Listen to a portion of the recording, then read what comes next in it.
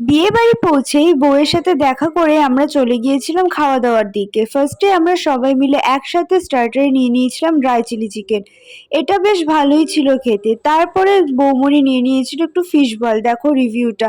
Fish বলটাও মোটামুটি ভালো হয়েছিল। স্টার্টার খেতে খেতে গল্প করতে করতে মা নিয়ে এসেছিল পনির পাসিন্দা। সেটাই নানা করছিলাম যে আমি খাবো না। স্টার্টার খাওয়ার পরে চলে গিয়েছিলাম মেন কোর্সের দিকে। যেহেতু অনেক লোক ছিল তাই জন্য আগে আগে বসে পড়েছিলাম। ফার্স্টেই তো নিয়ে নিয়েছিলাম কড়াইশুটির কচুরির সাথে চানা, তারপরে দিয়ে দিয়েছিল ফিশ বাটার ফ্রাইয়ের সাথে কাসুন্দি। ওটা জাস্ট অসাম ছিল। তারপরে ভাত, ভেজ ডাল, আলুর চিপস, পরে ছিল কাতলা ভাপা যেটা আমি নিয়ে নিই। তারপর ছিল মটন কষা, এটাও খুব সুন্দর হয়েছিল। তারপরে ছিল চাটনি, পাঁপড়, কেশরের রসগোল্লা এবং অনুপমা মিষ্টি, যেগুলো আমি কিচ্ছু নেইনি। শুধু এই কটা দিয়ে খেয়ে নিচে নেমে এসে নিয়ে নিয়েছিলাম 2 রকমের আইসক্রিম। জ্বর হোক বা যাই হোক আইসক্রিম তো খেতেই হবে। আইসক্রিম খেতে খেতে বাড়ি চলে এলাম। দেখা হবে নেক্সট ভিডিওতে। আজকের মতন বাই।